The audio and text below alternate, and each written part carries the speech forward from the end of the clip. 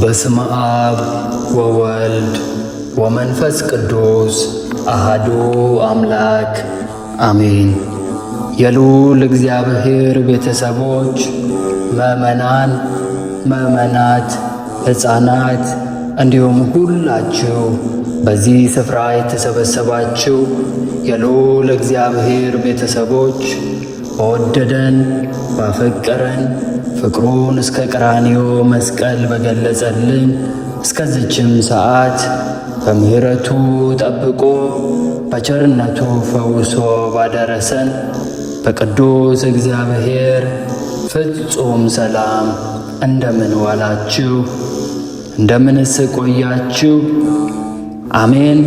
የአባቶቻችን አምላክ የእኛም ፈጣሪ አምላክ ምሕረቱ የበዛ መዓቱ የራቀ የፍጥረታት ሁሉ አምላክ የጌቶች ሁሉ ጌታ የዓለም ሁሉ ንጉሥ ክርስቶስ በአንድነትና በሦስትነት የሚመለክ እግዚአብሔር አብ፣ እግዚአብሔር ወልድ፣ እግዚአብሔር መንፈስ ቅዱስ ስሙ ከምድር ጫፍ እስከ ምድር ጫፍ ከአጥናፍ ዓለም እስከ አጥናፍ ዓለም ለዘላለም የተመሰገነ ይሁን።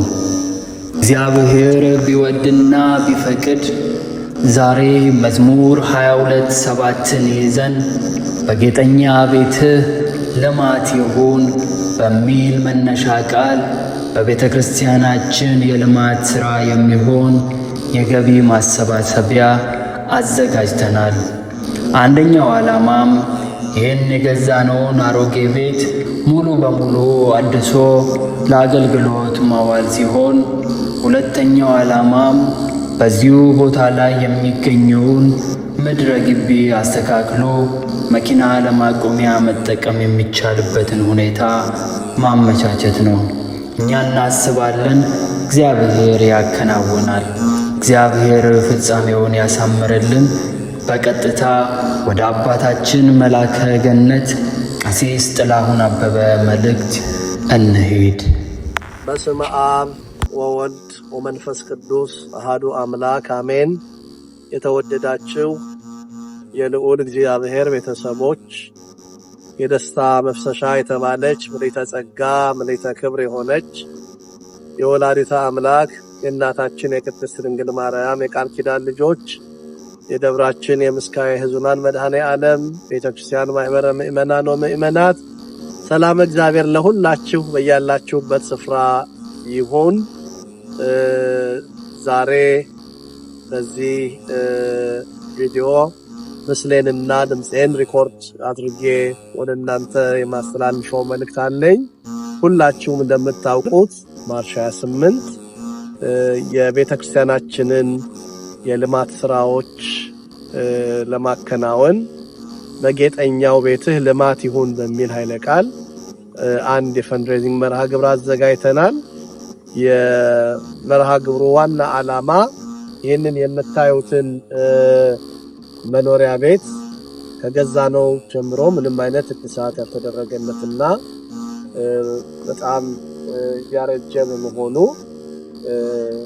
በአሁኑ ሰዓት ምንም አገልግሎት አይሰጥም። ስለዚህ ቶሎ ቤቱን አስተካክሎ አድሶ ለተለያዩ አገልግሎቶች ለማዋል የመጀመሪያው ፈንድሬዚንጉን የምናደርግበት ዓላማ ነው። ሁለተኛው የምታዩት ምድረ ግቢው በተለያዩ መንገዶች ከዚህ ሀገር ሕግ ጋራ በተገናዘበ ሁኔታ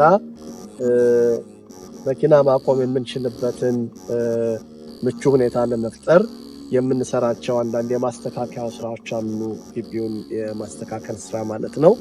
እነኚህን ስራዎች በዋናነት መሰረት አድርገን ይህን የፈንድሬዚንግ መርሃ ግብር አዘጋጅተናል። ምናልባት ከነዚህ ስራዎች የሚተርፍ አቅም ከፈጠርን ደግሞ ሁላችሁም የምታውቁት የቤተክርስቲያኑ ምድር ቤት ታችኛው ክፍል ቁጥራቸው ከ6 በላይ የሚሆኑ ክፍሎች እንደምታዩት መስኮቶቻቸው አርጅቷል። ግማሾቹ እንደውም በቺፑድ ነገር ነው የተከደኑት። እነዚህ አይነት ሁኔታዎችም ያሏቸው አሉ። የቤተክርስቲያኑ ዋና መስኮቶች እንደምታውቁት በጣም ተሰባበሩ በዚህ አይነት ነገር ያላቸው ናቸው። እነኚህን መሰል ስራዎች ለመስራት ነው ይሄንን የፈንድሬዚንግ መርሃ ግብር ያዘጋጀ ነው። ስለዚህ የተወደዳችሁ የደብራችን ምእመናን ለእግዚአብሔር ቤት ያላችሁን ታማኝነት ይሄንን ህንጻ ቤተክርስቲያን በመግዛት ደግሞም ይሄን ተጨማሪ ደግሞ የመኪና ማቆሚያ ይዞታ በመግዛት በሚገባ ያስመሰከራችሁ ናችሁ። የአባቶቻችሁን ቃል የምትሰሙ የምንነግራችሁን የምታደምጡ በእውነት ጠንካራ ምእመናን ነው ያሉን የምስካየ ኅዙናን መድኃኔዓለም ቤተክርስቲያን ምእመናን። አሁንም የፊታችን ቅዳሜ ማርች 28 ሁላችንም በዚህ ስፍራ ተገናኝተን የፈንድሬዚንጉን መርሃ ግብር እናደርጋለን። በአማካኝ እስከ $100,000 ለማግኘት ነው ጎል ያደረግነው። እግዚአብሔር ደግሞ ከጨመረበት ካበረከተው ከዚያ በላይ ይሆናል። ስለዚህ ራሳችሁን ህሊናችሁን አዘጋጅታችሁ ለእግዚአብሔር ያላችሁን ታማኝነት በስጦታችሁ እንድትገልጡ በመድኃኔዓለም ስም በቅዱስ ዮሐንስ መጥምቅ ስም አደራላለሁ። መርሃ ግብሩ የሚዘጋጀው እዚህ ከጠገባችን ያለው ቤተክርስቲያን ነው፣ ኔክስት ዶር ማለት ነው። አድራሻው በየፍላየሩ በዚህ ቪዲዮ ስር ይጻፋል ማለት ነው። ተወደዳችሁ ምእመናን እንደው ይሄኛው ቤት ማለት ነው ያለበትን ሁኔታ ለእናንተ ማስረዳት ተገቢ ነው። ይሄ ቤት ባለፉት 4-5 ዓመታት እንዲሁ ክፍት ሆኖ አባለት ሆኖ የተቀመጠ ቤት ነው። ብዙ ነገሮቹ ስራ ይፈልጋሉ። ይሄ መስኮት እንደምታዩት አገልግሎት መስጠት ስላልቻለ ድራይዎል ተዘግቷል። በዚህም በኩል ያለው መስኮት በተመሳሳይ ሁኔታ እንዲሁ ተዘግቶ ነው ያለው። በሩም እንደምታዩት ተዘግቶ ነው ያለው። ይሄ ደግሞ እንደምታዩት ሙሉ በሙሉ ፈርሶ ያሉትም ወንበሮቹም ሌሎች መገልገያዎች ፈርሰው ነው ያሉት። ይሄ ብዙ ስራ የሚፈልግ ነው። ወደዚህ ያለው ደግሞ ኪችኑና ተጨማሪው ሩም ነው። እግዚአብሔር ከፈቀደ ምንድነው ፕላን የምናደርገው መሰረት ከሌለ እዚህ ላይ ብርቱ የሚከለክል ነገር ከሌለ በቀር ሁለቱን ክፍሎች እንደዚህ በማገናኘት ሰፊ የሆነ እንደ ኮንፈረንስ ሩም ወይም ደግሞ እንደዚሁ መሰብሰቢያ ነገር ለአነስተኛ ሰዎች ቁጥር ላላቸው ሰዎች የሚሆን ነው የምናደርገው። የቤቱ መሰረት እንደተነገረን በደንብ ጠንካራና አስተማማኝ ነው። ወደ አሁን ደረጃውን እየወጣን ነው የምንገኘው። ይሄ አፕስቴሩ ነው ማለት ነው የቤቱ። ወደ 3 መኝታ ክፍሎች አሉት። እነዚህ ሁሉ መስኮታቸው እንደምታዩት ተሰባብረዋል። አገልግሎት የሰጠ አይደለም። ይሄኛው ሩም ነው። ይሄኛውን መሬት ምንጣፉም ራሱ ተበላሽቷል። እነኚህን ሁሉ አጽድቶ እያንዳንዱን በሮች እያንዳንዱን መስኮቶች ቀይሮ ስራ ላይ ማዋል ይጠይቃል። ሌላ ሁለተኛው ሩም ነው። ወደዚህ 3ኛ ሩም አለ። ጨለም ስላለ ነው። እዚህ መታጠቢያ ቤቶች አሉ። እነኚህን ሁሉ በነበሩበት መመለስ ራሱን የቻለ የኤሲ ሲስተም የሂቱና የኤሲው ሲስተም መሰራት ይኖርበታል። የተወደዳችሁ ምእመናን ስራው እንደምታዩት ነው። ሰፊ ስራ ነው። የእናንተን ትኩረት ይፈልጋል። የእናንተን ርብርብ ይፈልጋል። ይሄንን መስራት ካልቻልን ደግሞ ሲቲው ዞሮ እኛን ተጠያቂ ማድረጉ አይቀርም እና ይሄንን ትኩረት እንድታደርጉ ነው።